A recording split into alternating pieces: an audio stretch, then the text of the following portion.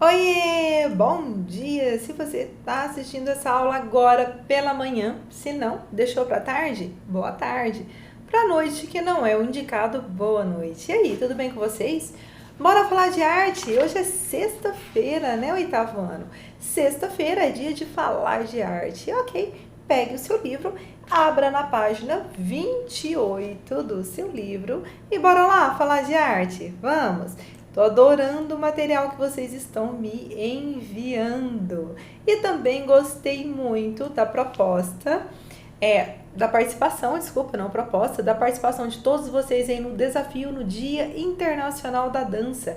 E vocês sabem que dançar também faz parte das expressões artísticas, isso mesmo. E você mandou um vídeo bem bacana para mim e eu gostei muito, ok? Bora lá, vamos começar? Então vamos! A palavra, tradução simples da arte. Você sabia que poesia também faz parte, poesia, literatura, isso tudo faz parte da arte, né? Ah, ok. Porque tem gente, quando eu falo de arte, só pensa lá naquele quadro pintado, né? E arte, você sabe que não é só isso, né? Eu quero que você tire isso da sua cabeça. O que é arte? É dança, música, escultura, pintura, fotografia, cinema, interpretação, teatro, tudo isso é arte. Ok? Vamos lá. A palavra, tradução simples da arte. Você já parou para pensar quanto significado uma única palavra carrega? Uma mesma palavra pode trazer diferentes lembranças ou não lembrar nada para diferentes pessoas.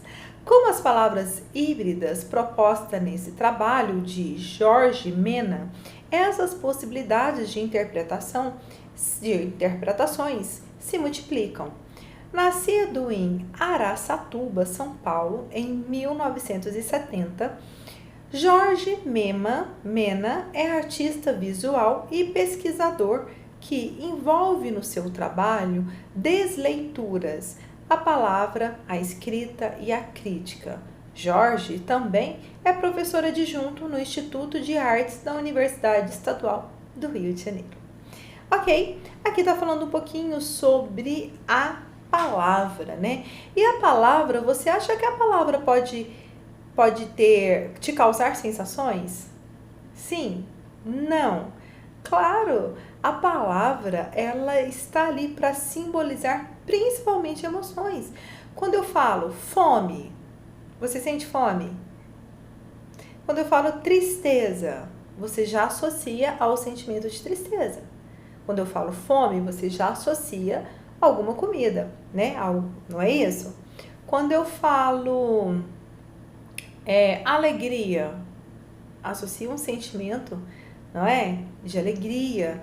Então, a palavra, ela simboliza, sim, sentimentos, não é? Ela é, então, uma expressão de arte?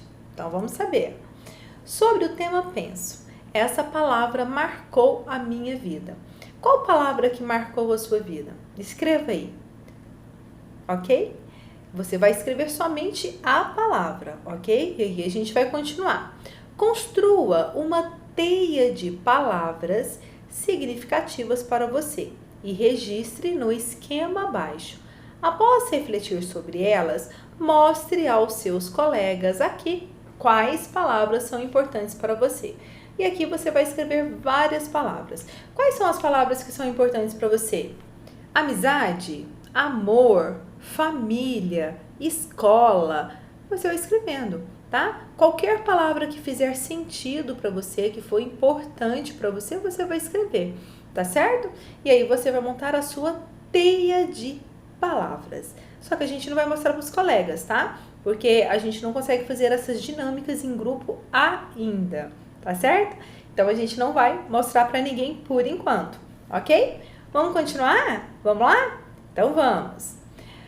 A arte da palavra. Muitas vezes as pessoas procuram professores de redação escolar, de escrita criativa ou de redação empresarial à espera de fórmulas prontas que facilitem a obtenção de uma boa nota. A construção de um bom livro ou um bom desempenho profissional. Essa atitude denuncia uma grande falta de coragem.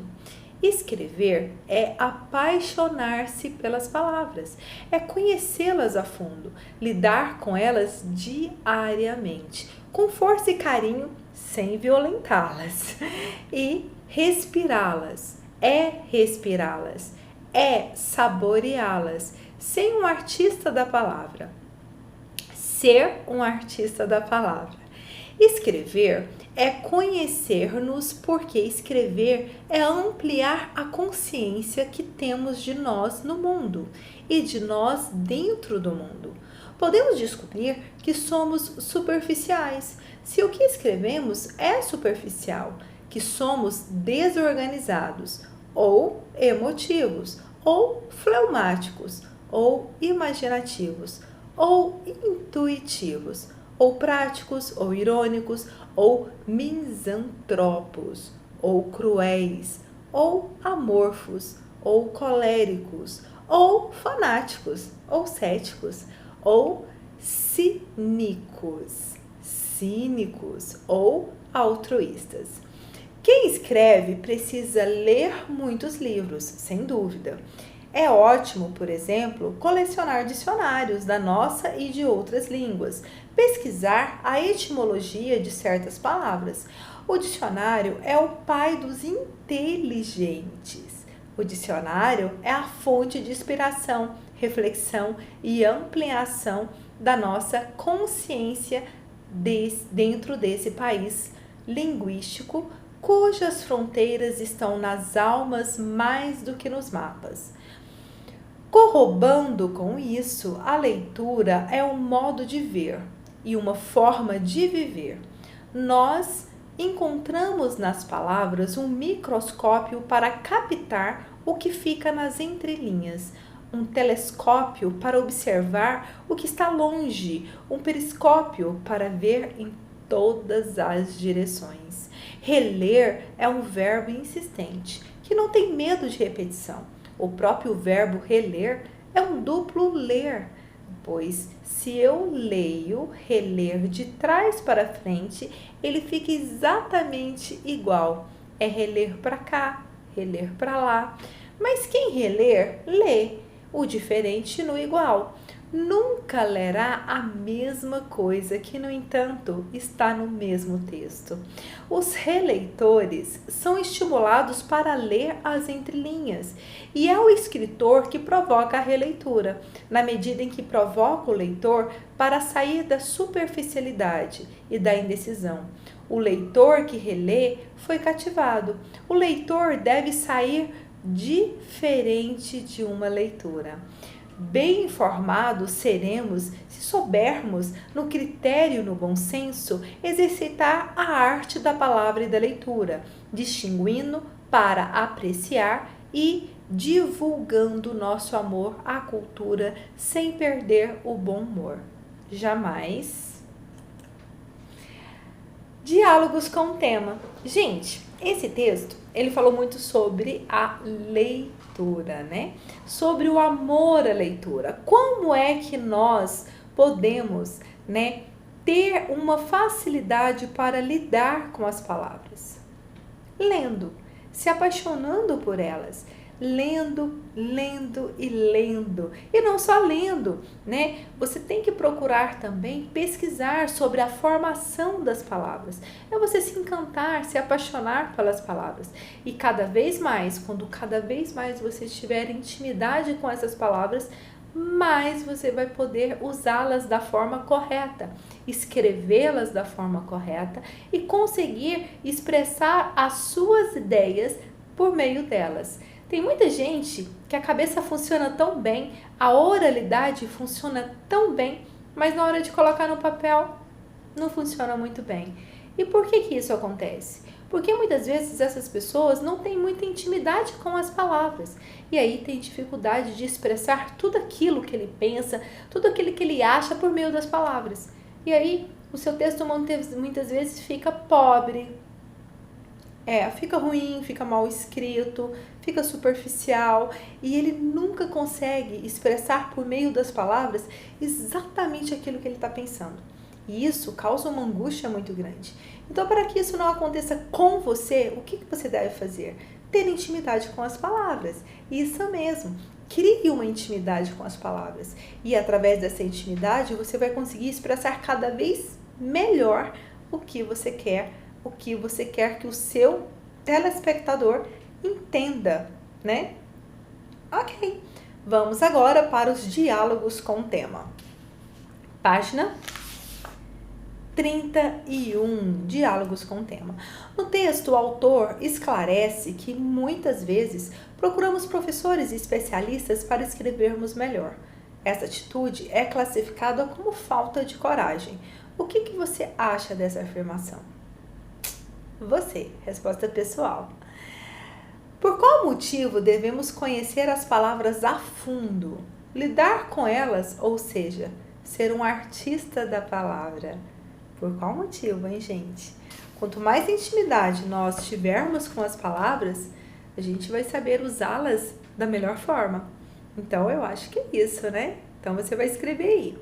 Porque estamos sempre imersos em palavras no nosso cotidiano, tanto em casa quanto na escola. As palavras, gente, elas fazem parte da nossa vida, do nosso cotidiano, não é isso? E você tem sim que saber lidar com essas palavras, ter intimidade com elas. Então tá bom. Número 3, segundo o texto, escrever é uma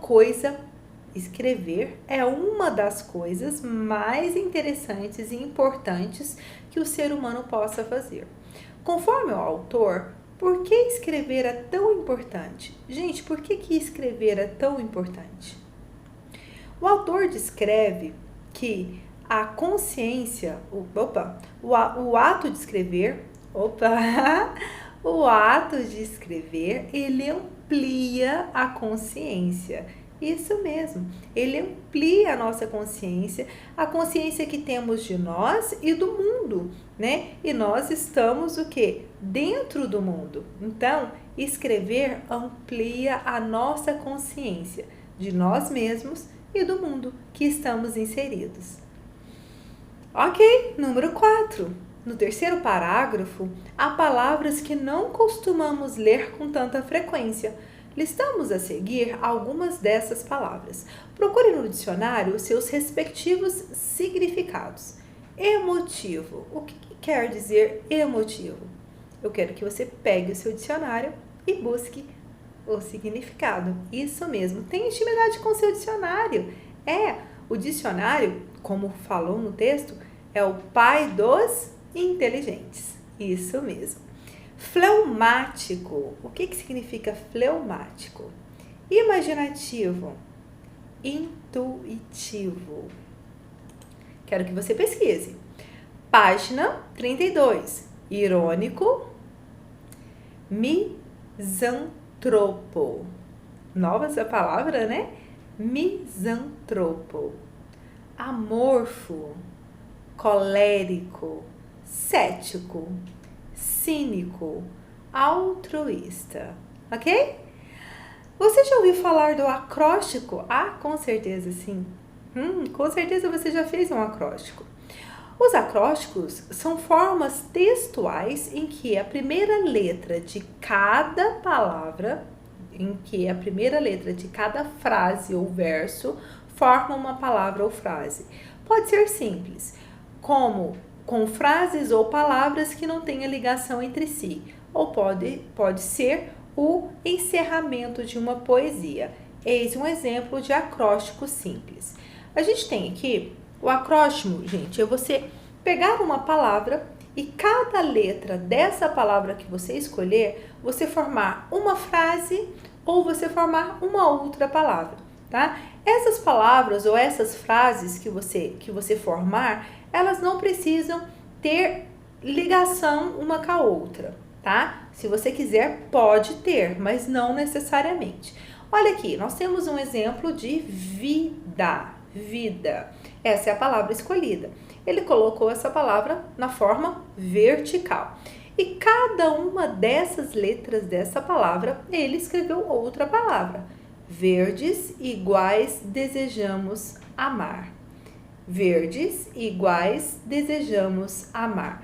Não virou uma frase, não é? As palavras, elas têm relações umas com as outras? Não tem.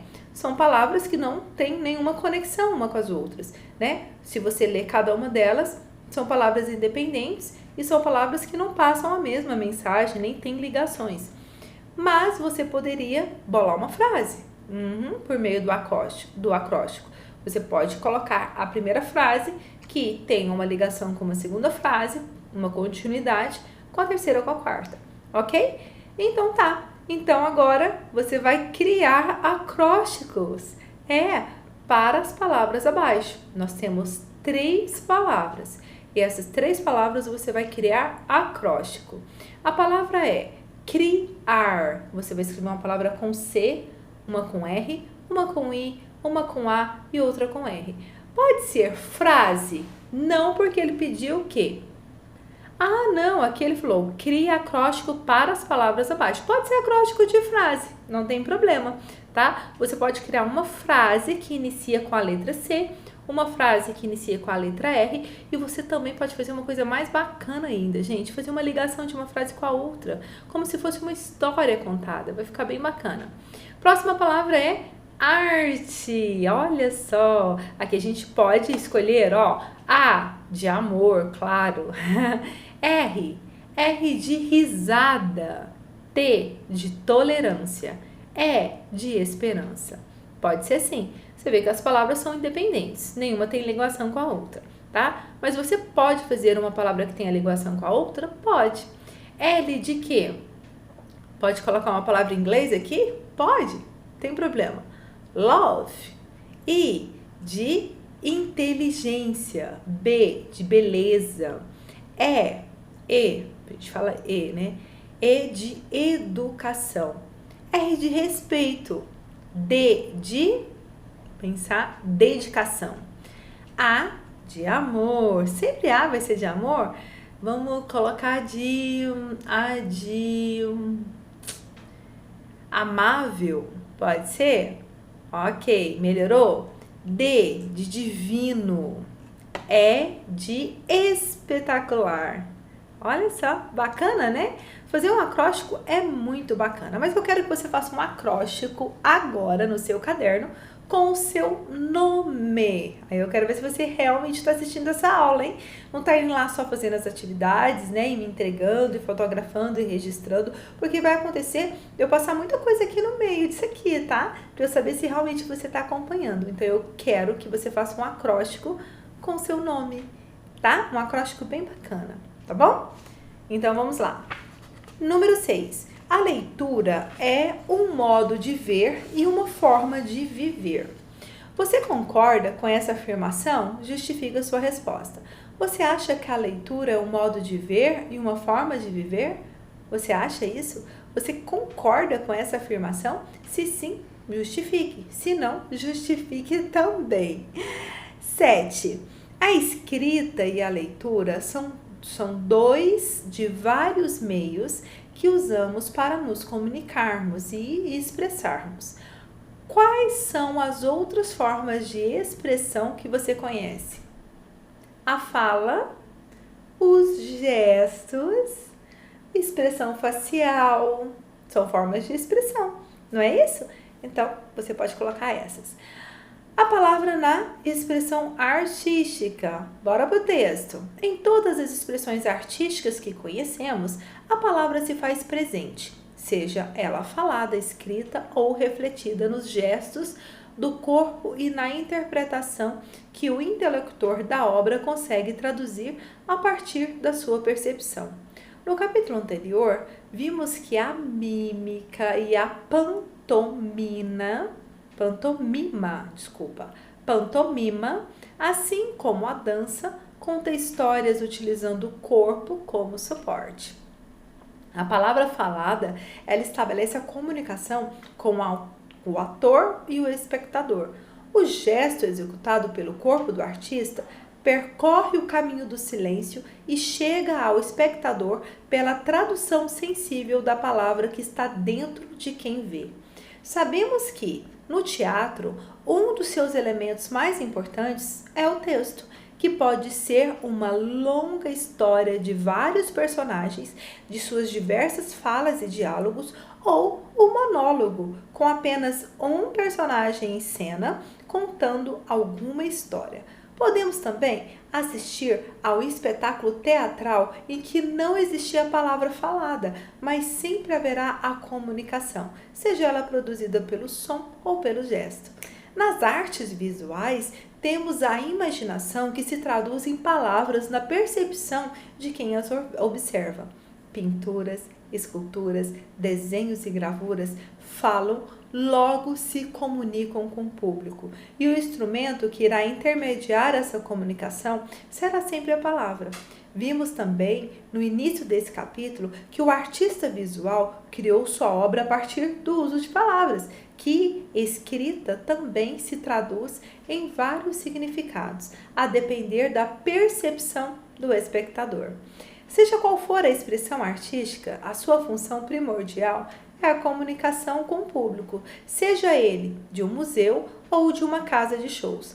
A intenção do artista é e sempre será a de se comunicar. E essa arte tem como papel fundamental a palavra. Você já parou para pensar que em todas as suas relações existem palavras, símbolos, sinais que expressam algum pensamento ou ideia? Para que você perceba o quão importante as palavras são para as suas relações, escreva aqui 5 frases em dupla. Tente fazer o que o seu colega descubra o que você escreveu sem usar palavras, apenas gestos. As palavras também exprimem o meio em que vivemos. Costumamos usar gírias que existem apenas no nosso estado ou cidade. Chamamos essas palavras de regionalismo. A seguir, escreva algumas palavras que ocorrem em sua região. Se você não souber a origem da expressão, procure seu significado na internet. Então, você sabe, aqui a gente está falando de palavras hoje e a gente tem uma dinâmica que ele falou para você escrever 5 frases e fazer a expressão gestual sobre aquelas frases e o colega vai ter que descobrir qual seria essa frase. Mas, como a nossa disciplina está no 100% online, infelizmente a gente não vai poder fazer esse trabalho em dupla, mas você vai poder fazer esse trabalho comigo. A gente está utilizando muito o recurso de vídeo, então você pode fazer o seguinte, você vai escrever 5 frases, você vai primeiramente me mandar o gestual de cada uma, explicando, e depois você vai me mandar as frases, tá bom? Para eu poder fazer a relação das duas. E eu quero ver se eu vou descobrir, hein, qual seria essa frase. Então, você capricha na sua mímica, ok? Certo? Então, e agora você vai pesquisar palavras, né, que são palavras características aqui do nosso estado, tá? Que trata-se de um regionalismo. A gente sabe que cada região, principalmente aqui, né, no nosso país, que é um país muito grande, que tem uma extensão territorial muito grande, cada lugar tem um jeito diferente de falar, né, e dá um nome diferente para cada objeto. Então, eu quero que você escolha algumas palavras, né, igual laranjinha, geladinho, aqui cada estado tem um nome diferente. A gente aqui, no nosso estado, a gente chama de geladinho, mas tem estado que chama de laranjinha, tem estado que chama, certo?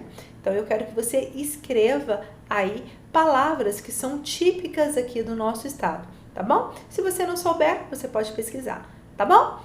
Literatura de cordel, e aqui a gente vê a xilogravura, isso mesmo, é uma expressão, é uma forma artística, né, de ilustrar livros, né, na literatura de cordel. Vamos lá! A literatura de cordel é um tipo de poesia popular originalmente oral e depois passou a ser impressa em folhetos rústicos de papel expostos para venda em cordas, o que deu origem ao nome que vem lá de Portugal, que tinha uma tradição de pendurar folhetos em barbantes. No Nordeste do Brasil, herdamos o nome embora o povo chame essa manifestação de folheto, mas a tradição do barbante não perpetuou. Ou seja, o folheto brasileiro poderia ou não estar expostos em barbantes. Os cordéis são escritos em forma rimada e alguns poemas são ilustrados com xilogravura. Por xilogravuras, o mesmo estilo de gravura usado nas capas. As estrofes mais comuns são as de 10, 8 ou 6 versos.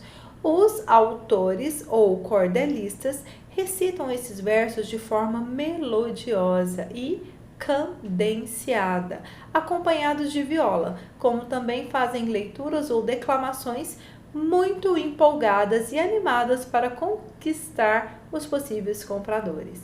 No Brasil, a literatura de cordel é produção típica do Nordeste, sobretudo nos estados de Pernambuco, da Paraíba, do Rio Grande do Norte e do Ceará.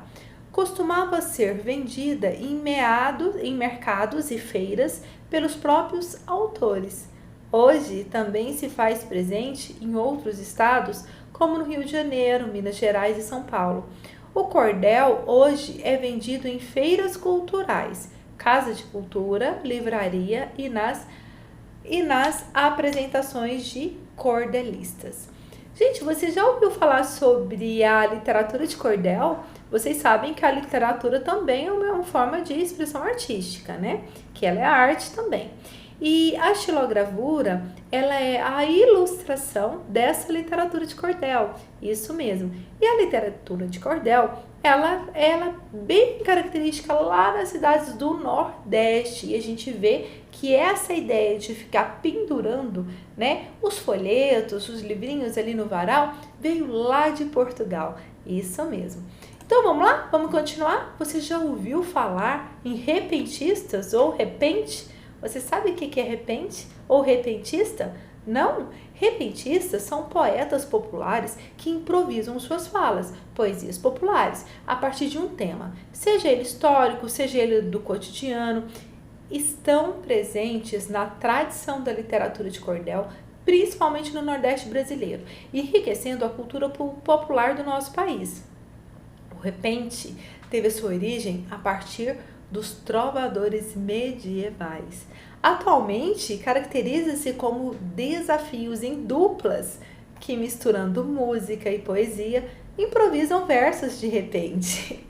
Pensando assim, reúna-se com colegas, pesquise um desafio sobre um tema da atualidade ou fato histórico que marcou o povo brasileiro. No pátio da escola, organize um espaço em realização de desafios. Para enriquecer sua atividade, vocês poderão utilizar instrumentos musicais como o violão, acordeão ou pandeiro. Nós iremos fazer essa atividade um pouquinho diferente. O que você vai fazer? Você vai fazer vídeo. Tudo aquilo que é para fazer em dupla é para fazer em vídeo? Mais ou menos isso. Eu vou passar um tema para vocês. E o tema... Não, eu ia passar um tema, mas vocês sabem de uma coisa? Eu acho que não. Eu ia passar o tema que é a coronavírus. Mas a gente já tá tão de saco cheio para esse coronavírus, então a gente não vai, eu vou deixar você escolher o seu tema. Você vai escolher o tema e você vai fazer um repente desse tema, ok? E aí você, mas eu tenho dúvida de como é um repente, ok? Você pode pesquisar lá no Google e aí você vai se inspirar e você vai gravar para mim um repente com o tema que você escolheu. Então você vai se iniciar assim, ó. Meu nome é Manuela, sou do 8º ano, aluno do 8º ano, e vou fazer um repente sobre o tema bola. Aí você vai falar, tá? Sobre a bola, fazer um repente sobre a bola. E não esqueça que o repente tem que ter uma música de fundo e tem que rimar, tá? Você tem que falar ele mais ou menos cantando, ok? Se inspire lá na internet, você vai gostar, certo? Não deixe de fazer a sua atividade, ok? Vamos lá. Agora eu vou te marcar aqui também no meu livro para você mandar esse vídeo para mim, porque se você não mandar, você vai ficar devendo. Essa atividade tem que ser mandada, tá bom? Então vamos lá, vamos para o exercício número 2. O exercício número 2 você vai pesquisar e trazer aqui para a nossa sala algumas literaturas de cordel, tá? Organize, você não precisa. Essas literaturas que você encontrar, você pode mandar para mim por meio de fotos, tá? Você pode enviar tudo para mim, as literaturas, não precisa mandar assim um monte de coisa. Eu quero que você encontre uma literatura de cordel completa e aí você me envie. Tá? E a partir daí, você vai criar o seu próprio cordel. Olha que bacana, isso mesmo. Você vai usar esse folheto aqui e vai montar o seu cordel. Aí você vai escrever o título, o autor, você. Qual que vai ser o assunto? Você escolhe. E aí, você vai escrever aí o trecho mais interessante que seria do seu cordel, certo? Fazer no caderno, isso mesmo. Eu acho que você não vai ter espaço suficiente aí nessas linhas para fazer, tá bom? Vamos lá para a nossa página 37. 37?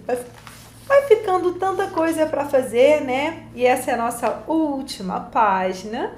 Mas você vai ter que fazer um pouquinho de coisa aí para me mandar, né? Você vai ter que fazer um repente, um vídeo, você vai ter que fazer um cordel, você vai ter que fazer algumas coisas aí para você me encaminhar, tá? Você vai ter que fazer um vídeo de repente, você vai ter que fazer um cordel e tem uma outra atividade aqui que é mesmo, deixa eu ver se eu anotei, o acróstico com o seu nome, certo? Então vamos para a nossa última página, 37, isso mesmo, 37, repensando. Número 1, as palavras possuem poder, isso é fato, poder de fazer rir, chorar, amedrontar.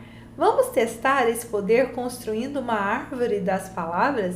Com seus colegas, pesquise frases marcantes de filósofos ou personalidades importantes do mundo da arte, das artes, da história ou da política.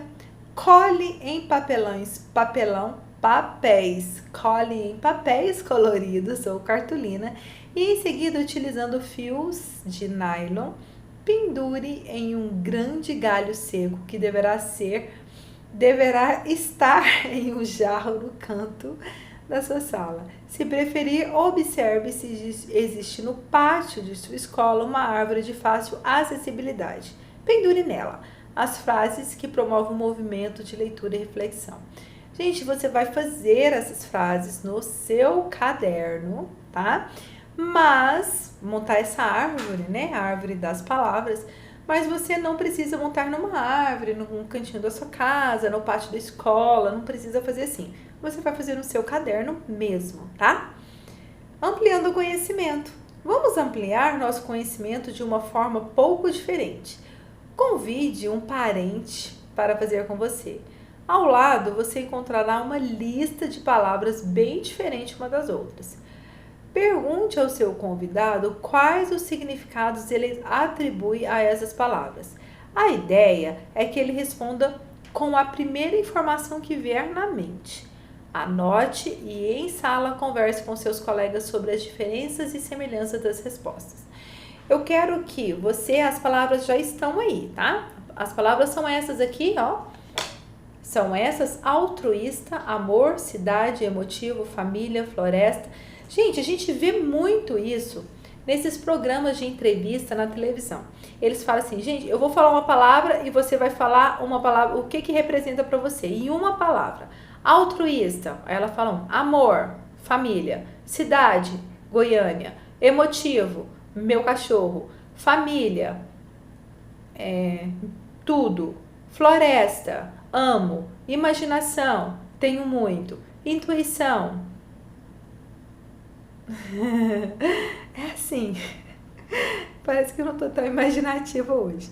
Então você vai fazer dessa forma. Eu acho que você já ouviu, né? Já tem até TikTok sobre isso que eu já vi. Se eu encontrar, eu tenho caminho para vocês, tá? Então você vai fazer com o seu parente. Se você quiser gravar um vídeo, se o seu parente quiser gravar um vídeo, né, respondendo, ok, tudo bem, pode ser. Se você quiser anotar no caderno também, não tem problema, tá? E me envie. Vivenciando o tema. Telefone sem fio mudo. Na sala de aula, faça uma fila indiana, não dá. Dessa forma, todos os estudantes estarão de costas um para o outro. O professor irá escolher uma palavra e dizê-la ao primeiro estudante da fila. Ah, essa aqui não dá, gente, porque esse aqui é telefone sem fio.